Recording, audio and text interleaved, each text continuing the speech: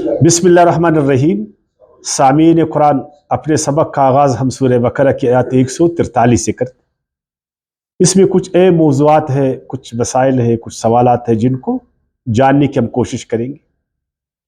Number 1، مرکز اسلام کے لیے ایک مرکزی امت اور ایک اسلامی امت، اس کی ضرورت اور تشکیل پر ہم بات کریں گے۔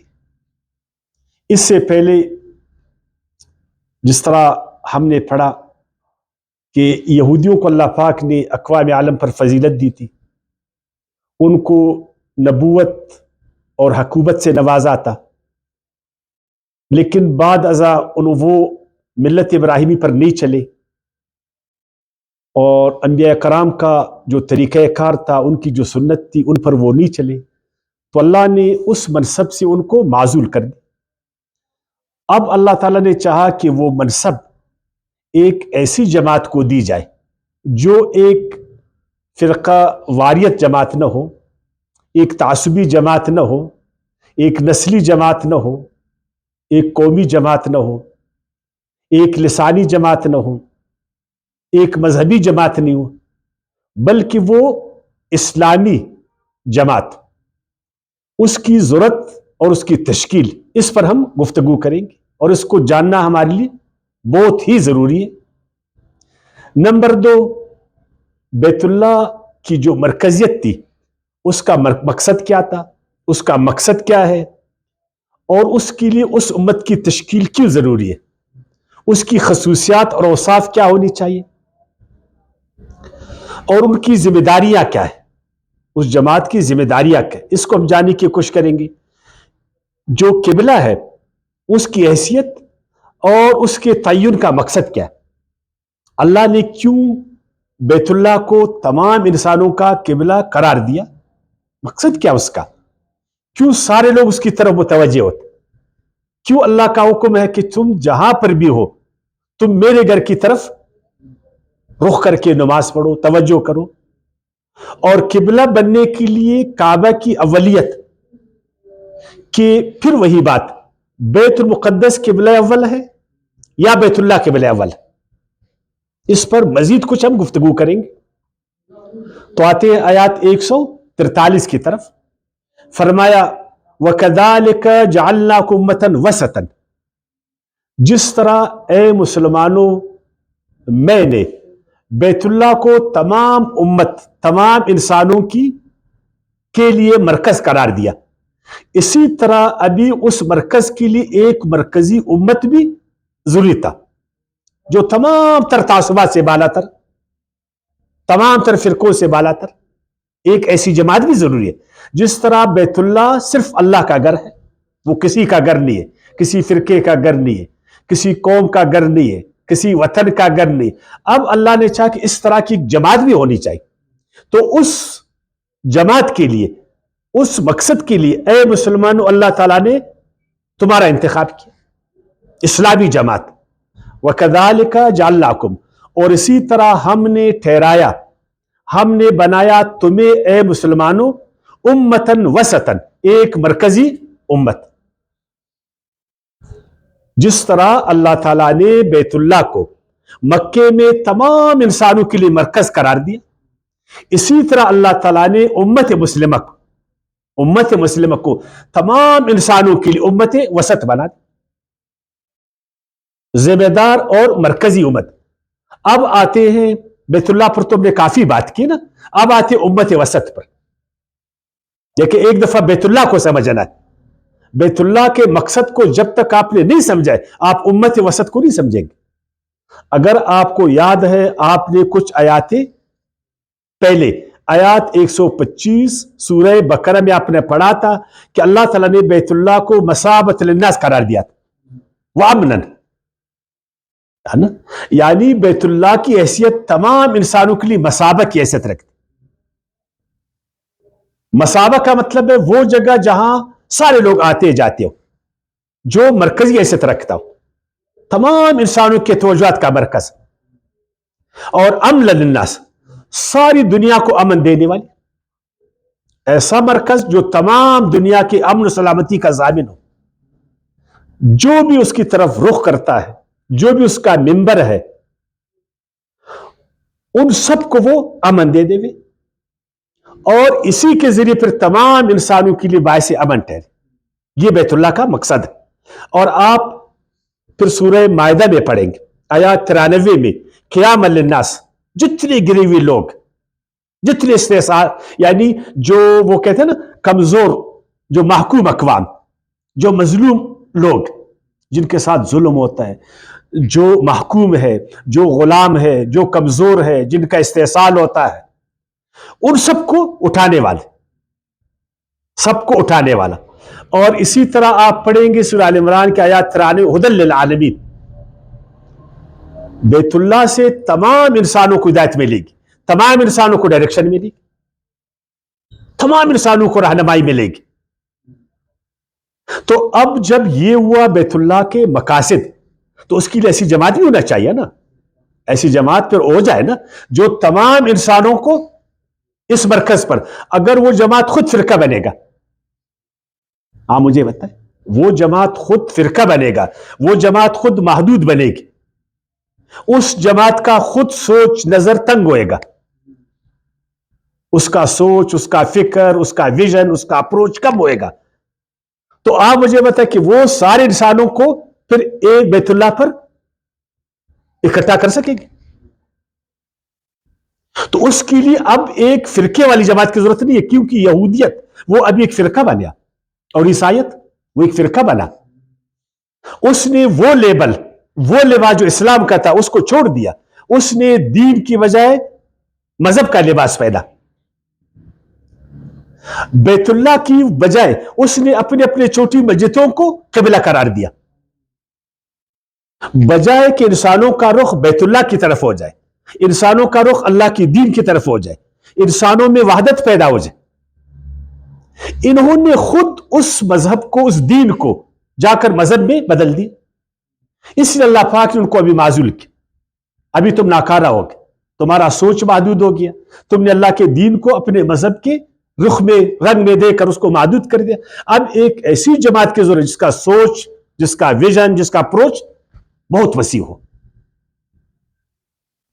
جو تمام تر تعصبات سے بالا تر ہو، نسلی تعصبات سے وہ بالا تر ہو، قومی تعصبات سے وہ بالا تر ہو، وطنی تعصبات سے وہ بالا تر ہو، جو فرقے اور مذہب کے تعصبات ہیں اس سے وہ بالا تر ہو۔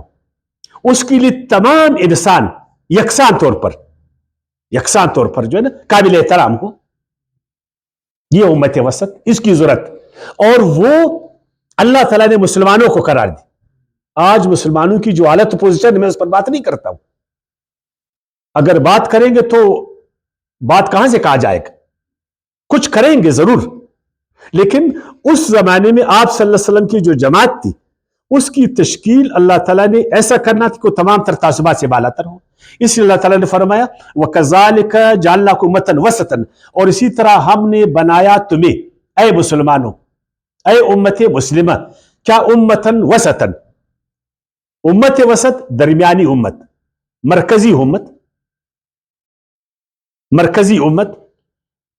معتدل امت، عدل و انصاف پر قائم امت، افراط و تفریط سے پاک امت، اعلیٰ افضل اور خیر امت، یکساں حق و راستی کا سلوک کرنے والا امت، قائد اور نگران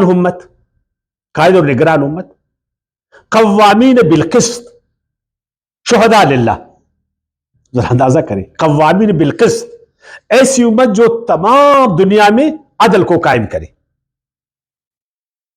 تمام دنیا میں عدل کو قائم کرے، اور تمام دنیا کی نگرانی اللہ کے دین کے ذریعے سے کرے، شہداء للہ، صرف اللہ کے لیے گواہی دینے والا۔ اور اسی طرح قوامین للہ، شہداء بالقسط، جو صرف اللہ کے لیے کھڑا ہے، وہ اللہ کی جماعت، وہ اللہ کے سپاہی ہے، وہ اللہ کی فوج ہے، وہ اللہ کی جماعت، وہ کسی قوم کی جماعت نہیں ہے، کسی فرقے کی جماعت نہیں ہے، وہ صرف اللہ کی جماعت،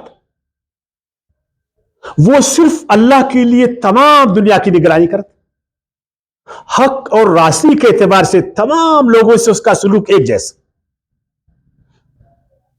وہ گوروں کو کالوں پر فضیلت نہیں دیتا ہے، وہ غریب کو امیر کو غریب پر ترجیح نہیں دیتا ہے، وہ طاقتور کو کمزور پر ترجیح نہیں دیتا.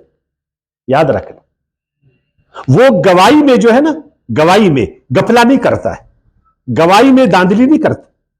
جدھر حق بات ہوگا وہ حق کا ساتھی ہوگا، وہ راستے کا ساتھی ہوگا. وہ ظلم کو ظلم بولے گا، ظالم کو ظالم بولے گا، مظلوم کو مظلوم بولے گا. ایسا نہیں ہوگا کہ وہ ظلم کو عدل بولے گا، مظلوم کو وہ ظالم بولے گا، یا ظالم کو مظلوم ٹھہرائے گا. ایسی جماعت نہیں ہوئے گا. یہدون بالحق وبہ یعدلون، وہ ہمیشہ حق کی طرف رہنمائی کرے گا، ہمیشہ حق کی طرف رہنمائی کرے گا، لوگوں کو باطل سے نکال کر حق کی طرف لائے گا. اگر کدھری ظلم ہے، کدھری کوئی غلطی ہے، وہ جماعت اس غلطی کو دور کرے گا، اس ظلم کو مٹھائے گا، ختم کرے گا، اور وہ راستے کی طرف جو ہے نا، یہدون بالحق وبہ یعدلون، اور اسی پر وہ انصاف کرے گا. اور اللہ تعالیٰ نے یہ بھی فرمایا، کنتم خیر امت اخرجت للناس تعمرون بالمعروف وتنہون عن المنکر. یہ جماعت خیر جماعت ہے، بہتر جماعت ہے، اعلیٰ اور افضل جماعت. کیوں؟ اس لیے کہ تمام دنیا میں یہ سچائیوں کو، انصاف کو، حق کو، معروفات کو عام کرے گا، اور جدھر منکر کام ہوئے گا، جدھر غلط کام ہوئے گا، کسی بھی شکل میں، عقیدے کی شکل میں، تمام شعبوں میں، وہ جا کر اس کو ختم کرے گا، برائیوں کو وہ مٹائے گا. چاہے وہ برائی ظلم کی شکل میں، وہ برائی بے انصافی کی شکل میں ہے، وہ برائی استحصال کی شکل میں، وہ برائی جہالت کی شکل میں ہے، وہ برائی کسی بھی شکل میں، اس کو ختم کرے گا. اب اس مرکز کے لیے ایسی جماعت کا ہونا ضروری تھا، چونکہ وہ مرکز بھی تو اللہ تعالیٰ کا، کیونکہ اس مرکز نے تمام دنیا کو امن دینا ہے نا، سلامتی دینا ہے، تمام دنیا کو اس نے انصاف دینا ہے، تمام دنیا کو ایک پوائنٹ پر، ایک مرکز پر جمع کرنا ہے، اس نے تمام دنیا کو اٹھانا ہے، اس نے. تو اس کے لیے ایسی جماعت درکار نہیں ہے. آپ اللہ کے لیے بولے، آج جو امت مسلم ہے یہ اس پوزیشن میں ہے. آپ مجھے بتائیں کہ دنیا گرے ہوئے لوگوں کو اٹھائے، جہالت کو وہ علم میں بدل دے، وہ تمام انسانوں کو تعصبات سے پاک کر کے، تعصبات سے، انسانیت کے لیے، اللہ کے دین کے لیے ایک رخ دے دے. کیا اس پوزیشن میں ہے؟ کیا ہمیں اس پوزیشن پر انہوں نے لایا؟ کیا ہمارے علماء کرام نے، ہمارے بزرگان دین نے قرآن کی ان آیاتوں سے ہماری اس طرح کی تربیت کی کہ تم تو امت وسط ہو؟ مسلمان امت وسط ہے، اس کی حیثیت مرکزی حیثیت رکھتی ہے، وہ دنیا میں قائد اور نگران کی حیثیت رکھتی ہے. لیکن کیا کیا؟ اتنا ہمیں کمزور کیا گیا.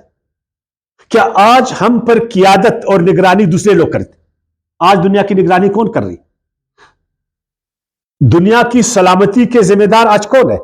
معذرت کے ساتھ امریکہ ہے، روس ہے، چین ہے، فرانس ہے اور برطانیہ. 5 بڑی طاقتور قوتیں جو دنیا میں سلامتی کے ضامن ہے. بے شک کچھ اور بھی ان کے ساتھ ہے. سلامتی کونسل میں کتنے ممبر ہیں؟ کیا آج بیت اللہ شریف اور اس کے ماننے والے اس پوزیشن میں ہیں کہ وہ دنیا کو سلامتی دے دے؟ ان کو چھوڑو، دنیا کو، خود مسلمانوں کو سلامتی دے سکتے؟ وہ استحصالی قوتوں، جابرانہ قوتوں کے جبر استحصال سے مسلمانوں کو بچا سکتے؟ اس گھر کے بالکل نزدیک جو طاقتور لوگ ظلم کر رہے ہیں، اس ظلم کو ختم کر سکتے؟ وہ آج کے ظالم کو روک سکتا ہے؟ آج جو دنیا میں بے انصافی ہو رہی ہے، جو دنیا میں معاشی بے انصافی ہو رہی ہے، جو سماجی بے انصافی ہو رہے ہیں، یہ جماعت اس ظلم، اس بے انصافی کو ختم کر سکتا؟ کیا اس پوزیشن میں ہے؟ کیا انہوں نے اللہ کے گھر کو اس طرح طاقتور بنایا؟ سارے اختیارات تم نے تو یو این او کو دے دی، یو این او کو دے دیا، اور یو این او کی ساری طاقت کو تم نے کچھ خاص ملکوں کو دی، اور ان ملکوں نے ایک ملک کو دیا. سارے اختیارات تو ایک ملک کے ساتھ، وہ جس طرح چاہے کرے. اس کی منمانیوں کو آپ روک سکتے ہیں؟ اس کے قہر و غضب سے دنیا کو تم بچا سکتے ہو؟ اس کے استحصال سے تم دنیا کو بچا سکتے ہو؟ اس کے جبر سے تم دنیا کو بچا سکتے ہو؟ وہ جس طرح منمانی کرے تم اس کا منہ روک سکتے ہو؟ اس کے ہاتھوں کو روک سکتے ہو؟ جب طاقتوروں نے دنیا کو غلام بنائی تھی، کیا دنیا کو غلامی سے اس گھر نے نکالا؟ کیا اسلامی جماعت نے نکالا؟ کبھی وہاں سے ایک اسٹرگل آیا؟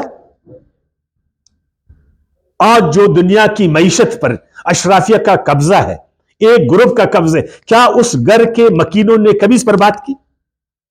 کبھی بات کی اس نے؟ جو آج دنیا والوں کا استحصال ہو رہا ہے، جو محکوم اقوام کا استحصال ہو رہا ہے، جو کمزور قوموں کا استحصال ہو رہا ہے، جو ان کی مال و متاع لٹ رہی ہے، کیا اس گھر سے کبھی ایک آواز آپ نے سنا؟ اس گھر سے کبھی ملت اسلامیہ نے، امت مسلمہ نے کبھی ایک آواز اٹھائی؟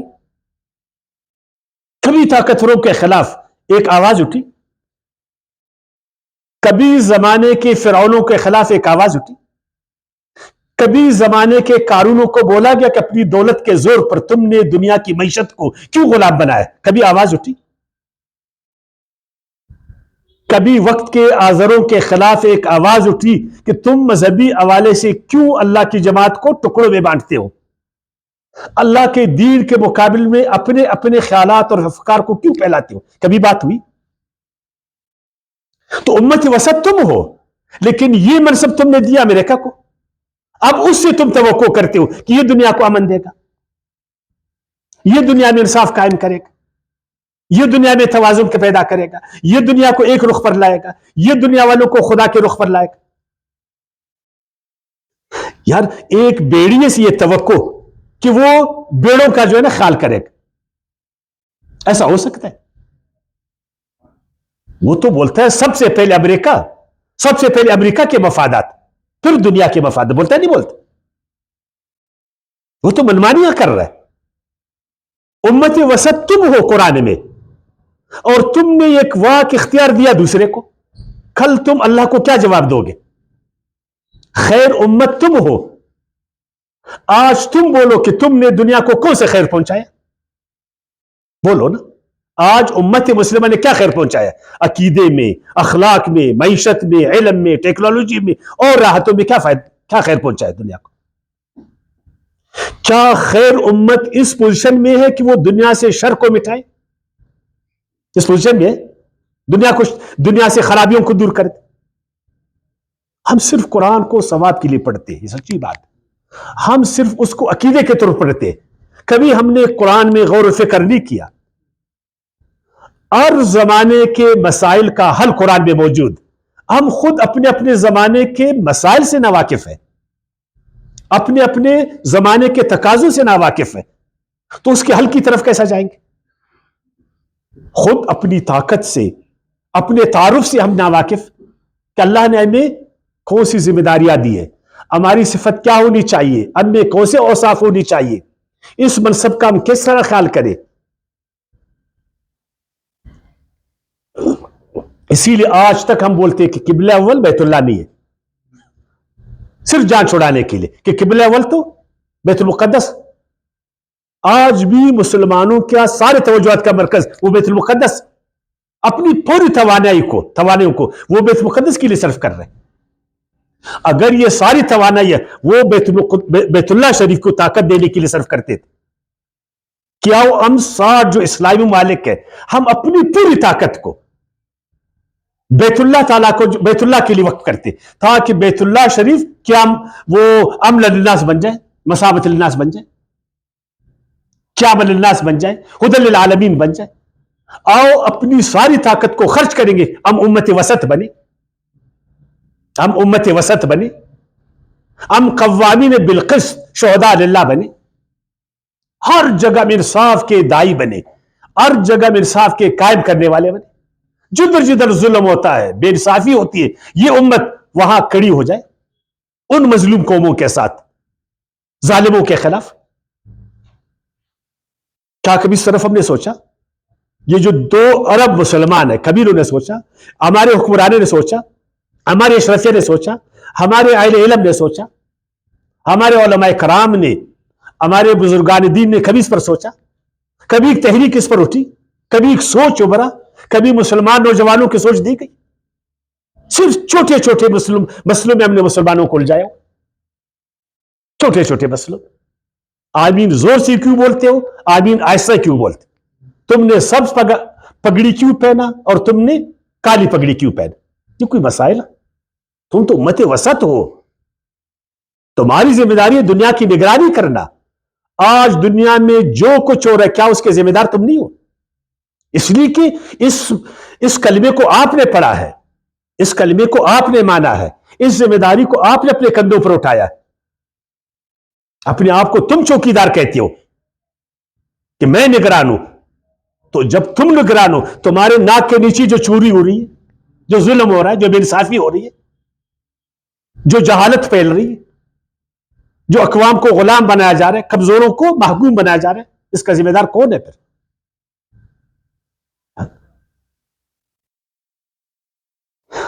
شہداء علی الناس، آپ دیکھیں وَكَذَلِكَ جَعَلْنَاكُمْ أُمَّةً وَسَطًا لِتَكُونُوا شُهَدَاءَ عَلَى النَّاسِ، تاکہ تم تمام انسانوں پر گواہ بنو۔ کس چیز کی گواہی تم دو گے؟ کس چیز کی گواہی دو؟ تم دنیا سے باخبر ہو؟ تم دنیا کے مسائل کو جانتے ہو؟ تم انسانوں کی پریشانیوں کو جانتے ہو؟ انسان تم سے جو تقاضا کر رہا ہے اس کو تم جانتے ہو؟ تم تمام دنیا سے باخبر ہو؟ آج افریقہ کے کون سے مسائل ہیں؟ افریقی اقوام، آج جنوبی امریکہ کے میں کیا ہو رہا ہے؟ آج خود ہمارے ایشیا میں کیا ہو رہا ہے؟ آج یورپ والوں کے کیا مسائل ہیں؟ آپ جانتے ہو اس کو؟ ہم جانتے ہیں اس کو؟ تو آپ شہادت کس پر دیں گے؟ شہادت تو وہ دے گا جو اپنی آنکھوں سے ایک چیز کو دیکھے گا نا، جو ایک چیز کی نگرانی کرے گا۔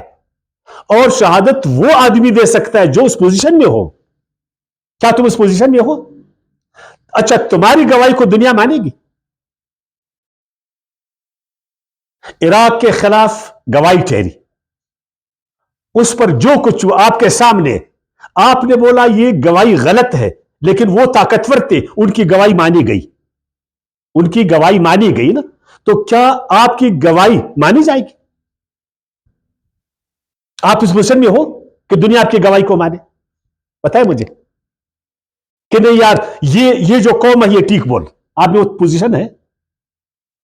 اللہ نے تو فرمایا کیا فرمایا؟ قوامین بالقسط شہداء للہ، سارے انسانوں میں تم نے صرف اللہ کی خاطر صحیح گواہی دینا ہے، اللہ کی خاطر صحیح گواہی، صرف اللہ کے لیے صحیح گواہی۔ پھر میں کہوں کیا ہم اس پوزیشن میں ہیں؟ کیا ہم کو یہ بتایا گیا قوامین للہ شہداء بالقسط، اللہ کے لیے کڑے ہو جاؤ اور انصاف کی گواہی دے دو؟ دنیا میں ٹسل ہے، ابھی اسرائیل اور فلسطین کا بڑا مسئلہ ہے، کون حق پر ہے کون حق پر نہیں، اس کی گواہی کون دے گا؟ مسلمان دے گا نا۔ لیکن مسلمان کس کے پیچھے؟ اب مجھے بتائیں نا، کس کے ڈنڈے کے پیچھے مسلمان؟ کس کا ڈنڈا مسلمانوں کو ہاں کرا ہے؟ ہمارے حکمران کس کے ڈنڈے کے پیچھے بھاگ رہے؟ کیا مسلمانوں کی گواہی مانی جائے گی 2 ارب مسلمانوں کی کہ فلسطین کے ساتھ ظلم ہو رہا ہے یا اسرائیل کے ساتھ غلط ہو رہا ہے، یا اسرائیل پر حق پر ہے، فلسطین جو ہے نا حق پر نہیں؟ کیا اس طرح ہم لوگ گواہی دے سکتے؟ اور ہم نے نہ فلسطین کے لیے گواہی دینا ہے نہ اسرائیل کے لیے، ہم نے حق کی گواہی دینا ہے۔ جو حق پر ہے ہم اس کے ساتھ کڑے۔ لیکن ادھر بھی ایسا تو نہیں ہے نا، ایسا ہے ابھی ایران اور امریکہ کا ٹسل چل رہا ہے، کون گواہی دے گا کہ ایران صحیح ہے یا امریکہ صحیح ہے؟ آپ اس پوزیشن میں ہیں؟ آپ کی گواہی کو مانا جائے گا؟ آپ ان مسائل سے واقف ہیں؟ آپ تو دوسرے کے ڈنڈے کے پیچھے، وہ بولتے ہیں ایران غلط ہے، تم بولتے ایران غلط، وہ بولے گا ایران صحیح، تم بولتے ایران صحیح ہے۔ آپ کی تو کوئی پوزیشن ہی نہیں ہے، تو آپ کس طرح شہداء علی الناس بنو گے؟ اسی لیے علماء کرام کہتے کہ قرآن کو سمجھ کر مت پڑھو، ہے نا، صرف اس کو ثواب کے لیے پڑھو۔ کیوں؟ اگر تم نے سمجھ کے لیے پڑھا تو फिर हम एक्सपोज हो जाएंगे, हम एक्सपोज हो जाएंगे। फिर जो दुनिया के बड़े बड़े आलिम हैं, बड़े बड़े बुजुर्ग हैं, वो तो एक्सपोज हो जाएंगे। क्या उलमा कराम की जमात, ए बुजुर्गान दीन की जमात, तुमने हमसे क्या बनाया, इतना कमजोर कर दिया कि हम हक की गवाही नहीं दे सकते, हम इंसाफ की अदालत में भी खड़े हो सकते, और इंसाफ की अदालत हमें मानता भी नहीं है। अमेरिका की गवाही एक तरफ, सारा आलम इस्लाम की गवाही एक तरफ, लेकिन जो आज दुनिया की अदालत है वो किसकी गवाही को मानेगा? अमेरिका की गवाही को मानेगा ना। जो आलमी अदालत है उसमें आपका कोई वकार है, आपकी कोई पोजीशन है कि आलमी अदालत आपकी बात को माने? आज आलमी अदालत को किसने रगमाल बनाया हुआ है?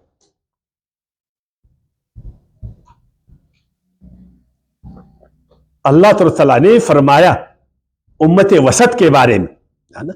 अब देखिए आप सल्लल्लाहु अलैहि वसल्लम का काम, आप सल्लम ने इस पोजीशन में आप आए, अपनी जमात को आप सल्लम ने मदीने में 10 साल में इस पोजीशन पर लाए। आप सल्लम इन मकासद को जानते थे, मकासद शरीयत क्या है आप सल्लम उनको जानते थे, वो अल्लाह के नबी थे, और आप सल्लम ने सहाबा कराम को उन चीज से आगाह किया कि मकासद शरीयत क्या है, बैतुल्लाह का मकसद क्या है, इसकी मरकजी हैसियत क्यों है, किबला की हैसियत क्या है, उम्मत वसत किसे कहते हैं, जिम्मेदारियां क्या है, औसाफ क्या है, सिफात क्या है। मैं एक आयत आपके सामने पढ़ूंगा, क्या उस जमाने जो आप सल्लम इस पोजीशन में थे हम है या नहीं है? वो तादाद में बहुत कम थे, हम तादाद में बहुत ज्यादा है। लेकिन आयत को आप सुने, सूरह आराफ की आयत 157, या अमरुहुम बिल मारूफ। आप सल्लम मदीने में इस पोजीशन में थे कि आप मारूफात का ऑर्डर करते थे, नेकी का ऑर्डर, जिधर एक खैर का काम है, अच्छा काम है, इंसाफ का काम है, अदल का काम है, आप सल्लम उसको ऑर्डर करते थे। हम ऑर्डर कर सकते, हम नेकी को फरोग दे सकते? हम तो सिर्फ कुछ मजहबी रसूमात की दावत देते लोगों को, बस हम उन चीजों की दावत देते ना जिधर जो जमाने की जो अशराफिया है, जो शैतानी कुव्वतें है ना, उनको कोई नुकसान ना हो बस। लेकिन आप सल्लम उस जमाने में यामुरुहुम बिल मारूफ व यनहाउ अनिल मुनकर, आप सल्लम इस पोजीशन में थे कि वो मुनकर को रोकते थे, मत करो गलत काम, मत करो बेइंसाफी, मत करो जुल्म, मत फैलाओ जहालत को, मत बहाओ दूसरे का खून। हम इस पोजीशन में कि हम जहां एक मुनकर काम को देके और इधर से ऑर्डर करें बैतुल्लाह में बैठकर मत करो ये काम, वरना जो 2 अरब मुसलमान है वो इस मुनकर के खिलाफ उठेंगे। बादशाहत एक अच्छा अमल है, एक मुनकर काम है ना। जबर, आमिरियत, ये कोई अच्छा काम है? ये मारूफ काम है, मुनकर काम है? हम कभी इन मुनकरात के खिलाफ अपने तय उठे, अपने तय से इन मुनकरात को हम खत्म करें? ये जो जबर का निजाम है, जो इस्लामी अशराफिया आज 2 अरब इंसानों पर जबर कर रहा है, अपना हुक्म चला रहे, मुसलमानों की रियासतों को यरगमाल बनाकर, मुसलमानों की हुकूमतों को यरगमाल बनाकर, मुसलमानों की मेहनतों को यरगमाल बनाकर, मुसलमानों के अफकार को यरगमाल बनकर उन पर जबर करते हैं, उनको अपना गुलाम बनाते हैं, उन पर बेइंसाफी करते हैं। कभी उस घर से इन मुनकरात के खिलाफ एक आवाज उठी? आप मुझे बताएं, कभी फिरौनियत के खिलाफ आवाज उठी? कभी नमरूदियत के खिलाफ आवाज उठी? कभी कारूनियत के खिलाफ आवाज उठी? कभी हामानियत के खिलाफ आवाज उठी? कभी सामिलियत के खिलाफ आवाज उठी? कभी इन जालिमे के खिलाफ आवाज उठा कि क्यों अल्लाह के बंदों पर जबर करते हो? अल्लाह ने जो इख्तियार इंसानों को दी है, तुम क्यों उनके उन इख्तियारात को सल्ब करते हो? उनकी आजादी को क्यों सल्ब करते हो? क्या अल्लाह के दीन में जबर है? क्या ये जो लोग मजहबी तौर पर रियासतों को इरगमाल बनाकर हम पर मजहबी जबर करते, जोरी से अपने अफकार को हम पर मनवाते, जोरी से अपने मजहबी तासुबात को हम पर गालिब करना चाहते, क्या बैतुल्लाह से इनके खिलाफ एक आवाज उठी कि तुम क्यों अल्लाह के बंदों पर जबर करते हो? कभी आवाज उठी? اس قدر معاشی استحصال دنیا کو چھوڑو جو اسلامی اشرافیہ ہمارے ساتھ کر رہے، جو مسلمان قانون ہمارے ساتھ کر رہے، جنہوں نے ہمارے بچوں کو بھوکا رکھا، ہمارے بچے جاہل ہیں، اللہ تعالیٰ کی نعمتوں سے انہوں نے ہمیں محروم کیا. کبھی اس گھر سے ایک آواز اٹھی ان قانونوں کے خلاف؟ کبھی اٹھی آواز؟ تو یہ کون کرے گا؟ اللہ کا رسول تو فضل میں تھے وَيَنْهَاهُمْ عَنِ الْمُنْكَرِ. ایک اور چیز آپ سنیں، وَيُحِلُّ لَهُمُ الطَّيِّبَاتِ. جتنی حلال چیزیں ہیں، رحمت کی چیزیں ہیں، نعمت کی چیزیں، انسانوں کے لیے مفید چیزیں ہیں جو طیبات ہے، جو انسانوں کو فائدہ دیتے، جو ان کو غذائیت پہنچاتے ہیں، جن سے ہمیں اشرافیہ نے محروم کیا ہے.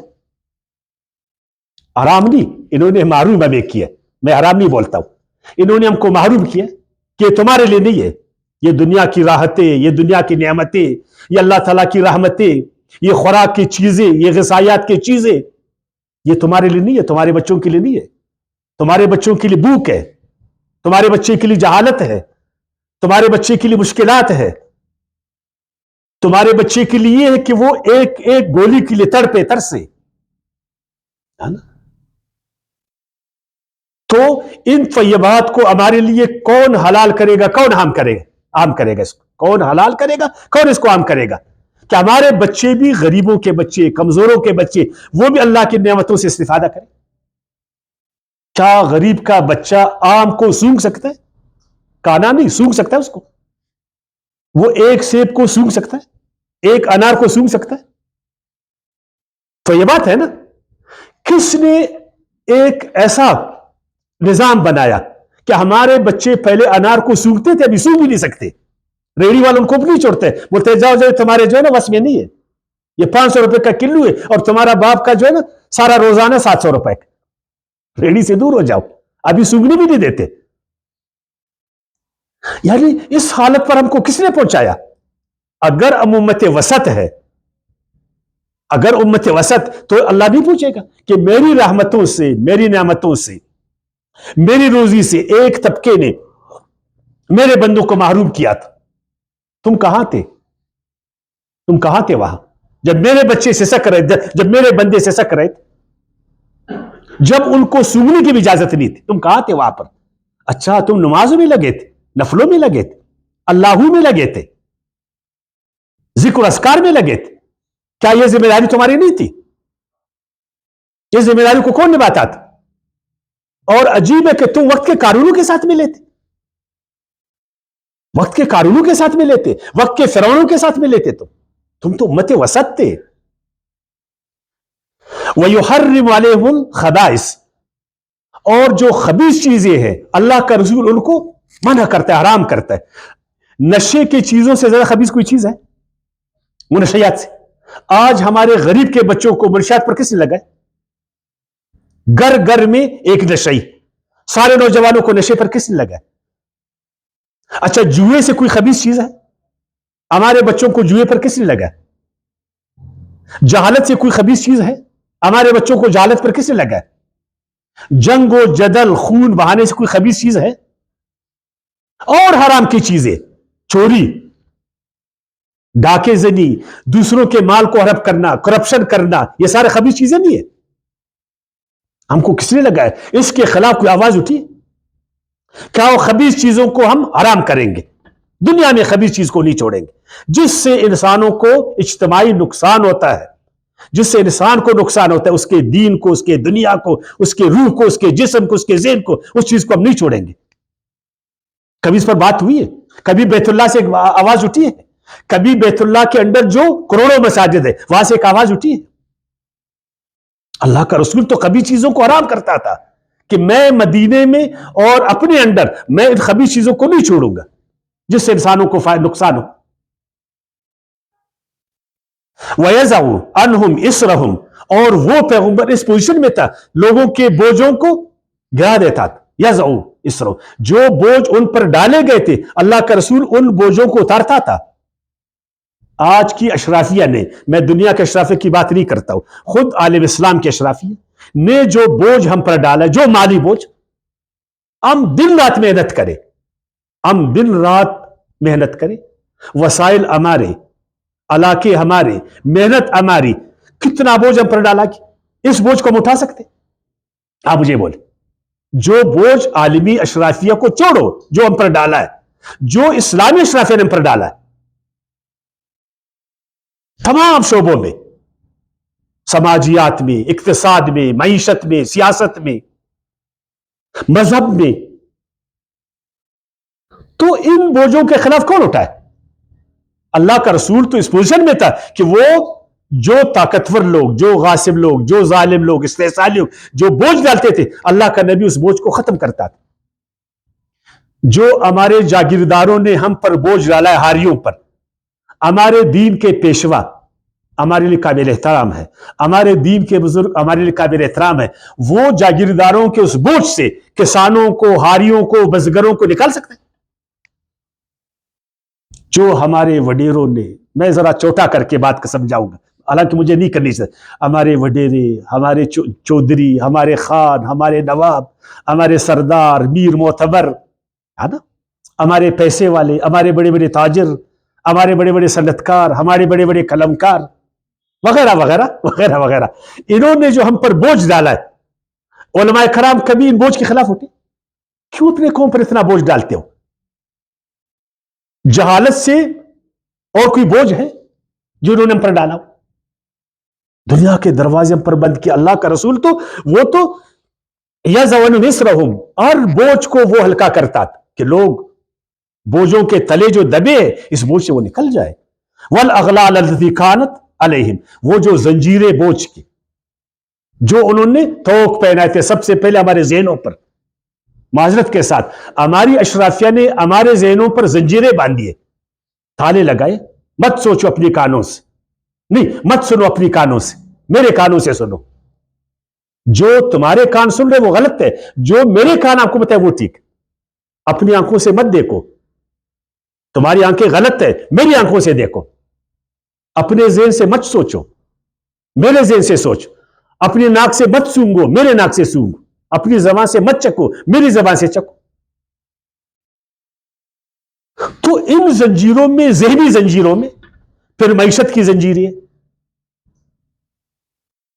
پھر سماج کی زنجیریں، پھر میں آپ کو کہوں کہ جو طاقت کے مراکز ہے اشرافیہ نے ان کو یرغمال بنا ہوا، اشرافیہ نے ان پر قبضہ کیا ہے، اس کے ذریعے سے کتنا بوجھ پر ڈال، کتنی زنجیروں میں آپ بندے؟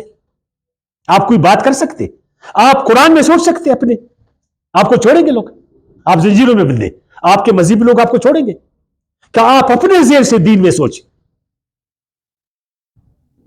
ہے نا، اپنے دماغ سے قرآن کو پڑھیں، کچھ اس میں سوچیں۔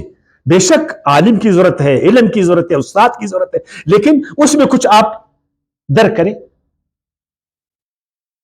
تو آپ صلی اللہ علیہ وسلم جو ہے نا اس پوزیشن میں تھے۔ اب میرا خیال آپ سمجھ گئے نا، وَكَذَلِكَ جَعَلْنَاكُمْ أُمَّةً وَسَطًا، جس طرح اے مسلمانوں بیت اللہ شریف مثابۃ للناس، جس طرح قیام للناس ہے، امن للناس ہے، عدل للعالمین ہے، اس مقصد کو ابھی دنیا میں آپ نے امت وسط بن کر پھیلانا ہے۔ تم نے بیت اللہ تو خود نہیں جائے گا ادھر، یا خود جائے گا؟ بیت اللہ تعالیٰ کی، بیت اللہ کی اس عظمت کو، اس کام کو کون دنیا میں پھیلائے گا؟ تم نے پھیلانا ہے، امت وسط تم۔ ابھی امت وسط جانا آپ نے، تم امت وسط ہو، اور لوگوں پر نگرانی کس نے کرنا ہے؟ شہداء علی الناس وَيَكُونَ الرَّسُولُ عَلَيْكُمْ شَهِيدًا، اور اللہ کا رسول ہے تم پر گواہ۔ اللہ کا رسول وہ مسلمانوں کا امیر ہے، اللہ کا نبی ہے، وقت کا خلیفہ ہے، وہ نگرانی ادھر سے کرے گا۔ آپ صلی اللہ علیہ وسلم مدینے میں بیٹھ کر نگرانی کرتے تھے نا، تو امت مسلمہ پھر تمام عرب میں عدل انصاف کو پھیلاتے تھے۔ پھر آپ صلی اللہ علیہ وسلم جو دنیا سے رخصت ہوئے، پھر وہ ذمہ داری، وہ منصب، نگرانی کا میں کہتا ہوں، نبوت کا نہیں، نبوت ختم، رسالت ختم، آپ صلی اللہ علیہ وسلم کے بعد کوئی رسول ہے نہ نبی ہے، لیکن جو خلافت کی ذمہ داری ہے، جو امت وسط کی ذمہ داری ہے، وہ پھر صدیق اکبر کے ہاتھوں میں آئے۔ پھر وہ مدینے میں بیٹھ کر اس چیز کو آگے پھیلایا نہیں پھیلایا۔ آپ صدیق اکبر کوئی مدینے سے تو نہیں نکلا نا۔ پھر اس کے بعد جناب عمر فاروق سانو، پھر سیدنا عثمان غنی سانو، پھر سیدنا حضرت علی حیدر کرار سانو. ایسا ہی تھا نا. پھر آہستہ آہستہ اس منصب سے، ان چیزوں سے اب دور ہوتے گئے. اب آخری بات، وما جعلنا القبلۃ، اور نہیں بنایا ہم نے القبلہ کو، التی کنت علیہا، جس پر تو ہو، جس پر تو تھے نا، جس پر تو ہو. ہمارے علماء کہتے جس پر تو تھے یعنی بیت المقدس. پہلے آپ بیت المقدس کی طرف نماز پڑھتے تھے. مکے میں بھی جب نماز فرض ہوئی تو اس زمانے میں بھی، یہ خود میں نے کل بھی بولا نا، ان کے روایات میں بھی اضطراب، کئی اقوال کہ مدینے میں، مکے میں آپ صلی اللہ علیہ وسلم جو نماز پڑھتے تھے وہاں آپ کس قبلے کی طرف رخ کرتے تھے؟ چلو آپ مدینے میں آئے تو آپ بیت المقدس کی طرف رخ کرتے تھے. مکے میں آپ جب نماز پڑھتے تھے رخ کدھر کرتے تھے؟ ایک قول ہے مکے کی طرف، اچھا ایک قول ہے بیت المقدس کی طرف. لیکن آپ ادھر حیران تھے، اگر میں بیت المقدس کی طرف رخ کروں گا تو مجھے لوگ کیا بولیں گے کہ تم تو ملت ابراہیمی کے پیروکار ہو. حضرت ابراہیم علیہ السلام تو بیت اللہ کا معمار ہے، اور تم بیت المقدس کی طرف کیوں وہ کرتے ہو، رخ کرتے ہو؟ تو آپ صلی اللہ علیہ وسلم کیا کرتے تھے؟ ان کو بھی خوش کرتے تھے، ان کو بھی وہاں بیت اللہ کے اس سائڈ پر کھڑے ہوتے تھے کہ بیت اللہ اور بیت المقدس دونوں سامنے آج، دونوں سامنے آج. چل اندازہ کر، ایک بہت ہمارے ایک معاصر تو میں نہیں کہہ سکتا، بھی وہ اس دنیا میں نہیں رہے نا، بڑا مفسر ہے، وہ لکھتا ہے کہ یہاں پر اللہ تعالیٰ اصل میں اس لیے بیت اللہ کی طرف ان کو نہیں چھوڑ رہا تھا کہ یہاں بت پڑے تھے. جب تک یہ بت نہیں نکلیں گے، جب تک یہ بت نہیں نکلیں گے نا، اس گھر کو تم نے نہیں پوجنا. تو کیا جو بیت المقدس تھا ادھر تصویریں نہیں تھی بی مریم کی، عیسیٰ علیہ السلام کو انہوں نے شبیہ نہیں بنائے تھے؟ کیا وہ توحید کا مرکز تھا اس زمانے میں؟ مجھے بتائیں. اور جب مدینے میں 17 مہینے کے بعد آپ نے رخ چینج کیا مکے بیت اللہ کی طرف، تو کیا ادھر بت نہیں تھے؟ پھر ادھر پھر بھی بت تھے. بت تو فتح مکہ کے بعد جا کر ختم ہوئے نا. ایک مفسر پھر لکھتا ہے کہ یہاں اصل میں اللہ تعالیٰ عربوں کا جو وہ تعصب تھا اس کو ختم کر رہا تھا، اس لیے کہ عربوں کو بیت اللہ سے بہت تعصب تھا. بیت اللہ بیت اللہ بیت اللہ، بس اس کو بڑا فخر تھا. تو اللہ نے ان کے اس تعصب کو ختم کرنے کے لیے تمہارے بیت اللہ کی طرف منہ مت کرو فی الحال، تاکہ ان کا تعصب ختم ہو جائے. ہم ضرور بولتے ہیں یہ کوئی بات ہے؟ یہ کوئی بات ہے؟ اچھا کس نے پیغمبر کو بولا، کس نے پیغمبر کو بولا نا کہ آپ نماز میں بیت المقدس کی طرف رخ کریں؟ کوئی آیات ہے؟ اچھا اگر آیات نہیں تو پھر کیا ہے؟ کوئی حدیث ہے؟ تو آپ صلی اللہ علیہ وسلم کا کوئی قول ہے؟ نہیں، آپ صلی اللہ علیہ وسلم کا عمل ہے. آپ صلی اللہ علیہ وسلم کا یہ عمل یہ ثابت ہے کہ آپ پر اللہ تعالیٰ نے وحی کیا تھا. اچھا کدھر ہے وحی؟ وحی تو قرآن میں نہیں. وحی 2 قسم کے. کتنے قسم کے؟ ایک وحی جلی ہے اور ایک وحی خفی ہے. ادھر آپ کو وحی خفی ہوا. اچھا وحی خفی سے آپ نے وحی جلی کے خلاف کوئی کرتا ہے؟ وحی جلی یہ کہتی ہے نا، وحی جلی میں یہ کہ سب سے پہلا گھر وہ بیت اللہ بیت المقدس. ہاں قرآن کیا کہتے؟ تو آپ صلی اللہ علیہ وسلم قرآن کے خلاف کریں گے؟ ابراہیم کو اللہ تعالیٰ کہا ہے کہ لوگوں کو بیت اللہ کی طرف جو ہے نا اذن کر دے، اعلان کر دے کہ طرف آ جائے. اور آپ صلی اللہ علیہ وسلم حج کدھر کرتے؟ اور مدینے کے لوگ آ کر حج کدھر کرتے؟ عمرے کہاں کرتے؟ طواف کدھر ہوتا ہے؟ کبھی آپ نے سنا کہ بیت المقدس میں طواف ہوا؟ اور بیت اللہ کے لیے طواف ہے نا، اعتکاف ہے نہیں، تو طواف کدھر ہوتا ہے؟ تو آپ صلی اللہ علیہ وسلم طواف بیت اللہ کے ارد کرتے اور قبلہ اس نے کسی کو بنا؟ یار کوئی مانتا ہے آپ کا دل کہ میں طواف تو کرتا ہوں بیت اللہ کو لیکن نماز کے وقت اس کو نہیں مانتا ہوں؟ مجھے بتائیں. لیکن آپ نے ماننا ان کی باتوں کو، ان کی روایت کو آپ نے مانا، بھلے وہ روایت قرآن کے خلاف ہو، عقل و نقل کے خلاف ہو، زمینی عقائد کے خلاف ہو، تاریخی شواہد کے خلاف ہو، علم و بصیرت کے خلاف ہو، ہر قسم کے عقلی استدلال کے خلاف ہو، آپ کو ماننا پڑے گا. ورنہ ایسے ایسے فتوے آئیں گے نا، ایسے ایسے فتوے، پھر آپ کو معلوم ہے کہ امت مسلمہ انہی فتووں کے پیروکار، ادھر سے فتویٰ آیا، ادھر سے 2 ارب مسلمان اسی فتوے کے پیچھے چلے، اور قرآن پر اس نے نظر نہیں کیا۔ اب کرے تو کیا کرے ہم لوگ؟ اللہ کیا فرماتا ہے نا، وَمَا جَعَلْنَا الْقِبْلَةَ الَّتِي كُنْتَ عَلَيْهَا۔ اب ان روایت کی وجہ سے ترجمے کو بھی انہوں نے غلط کیا، اور انہیں بنایا ہم نے قبلہ وہ کہ آپ تھے جس پر، آپ کس پر تھے؟ ہاں، اسی لیے تو مسجد قبلتین ہے نا، مسجد ذو قبلتین، وہ مسجد جس میں ایک نماز 2 بار پڑھی گئی، اور آپ صلی اللہ علیہ وسلم نماز میں ہو نا، این نماز میں 2 رکعت آپ نے پڑھی ہے، وہاں سے حکم آیا کہ قبلے کو بدل دو۔ اچھا، آپ صلی اللہ علیہ وسلم نماز پڑھ بھی رہے اور پڑھا بھی رہے، ایک بڑا عمل ہے نا، اور وہاں سے وہی بھی آ رہی، تو آپ صلی اللہ علیہ وسلم 3 کام ایک وقت میں کیسے کریں گے؟ یہ بتائیں۔ پھر آپ صلی اللہ علیہ وسلم، چلو مقتدیوں نے اپنا رخ پھیر دیا، اس وقت آپ صلی اللہ علیہ وسلم کے پیچھے تو عورتیں بھی تو نماز پڑھتے تھے نا، عورتیں بھی پڑھتے تھے، عورتوں کو تو پیچھا ہونا چاہیے بقول ان کا، ہے نا؟ تو آپ صلی اللہ علیہ وسلم تو آگے، جب رخ بریں گے تو اس کا مطلب آپ صلی اللہ علیہ وسلم جائیں گے اس طرف۔ کیا اس زمانے میں کمرے ایسے بنے تھے؟ کیا ایسی سہولت تھی؟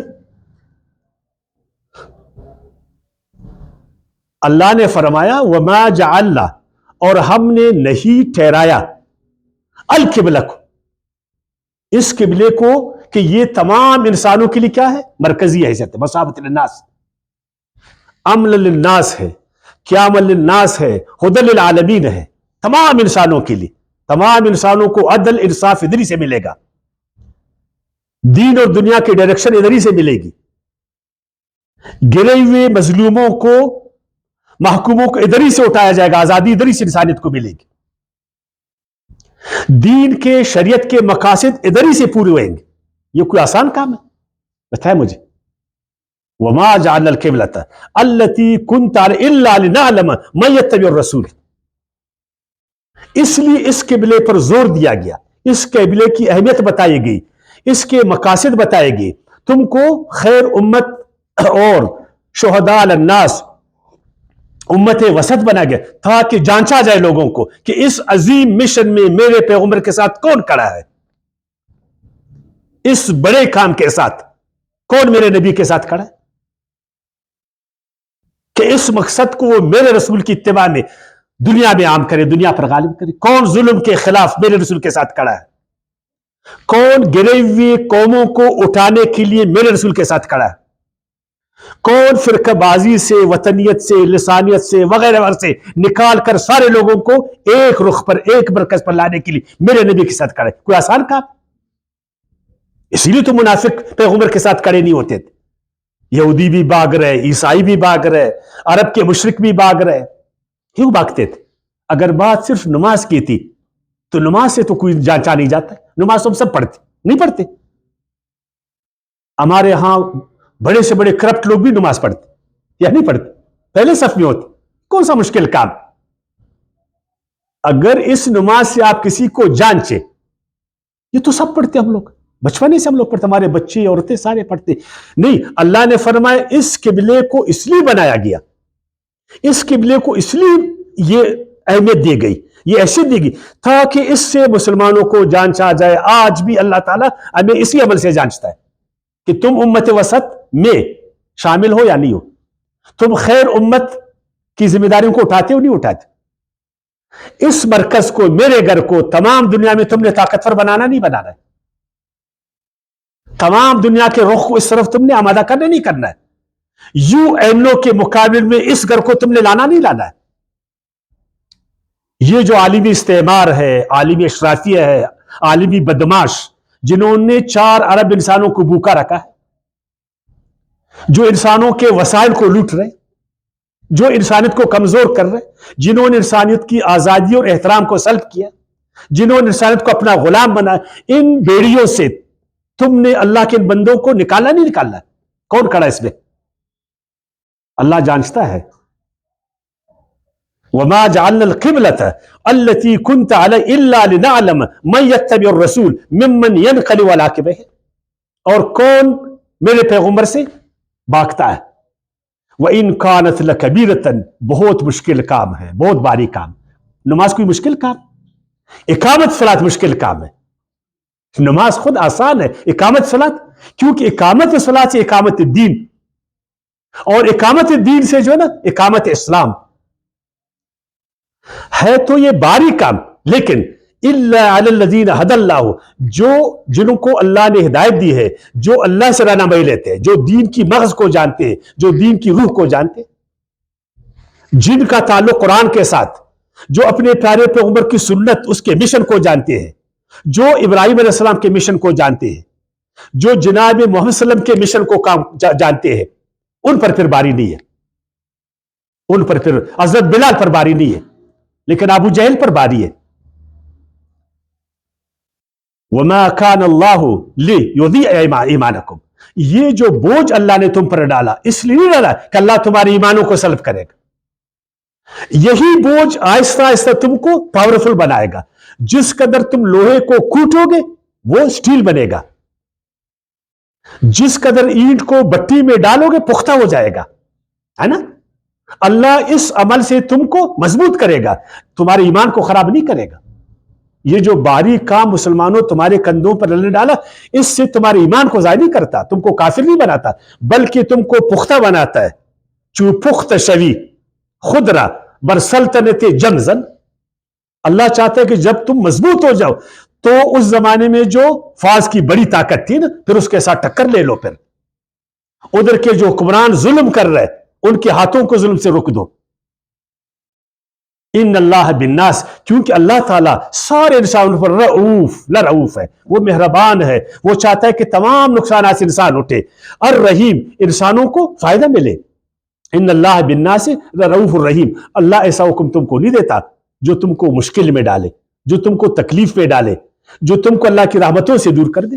اس حکم میں اے مسلمانوں تمہارے لیے بہت فائدہ ہے, اور تمام انسانیت کے لیے. تمام انسانیت غلامی سے نکلے گی, ظلم سے نکلے گی, تعصبات سے, فرقوں سے, سب میں سارے اللہ تعالیٰ کی طرف آئیں گے. دنیا میں عدل, امن, چین, سکون, توحید, سارا کچھ آئے. کتنا بڑا فائدہ ہے. وما علینا الا البلاغ.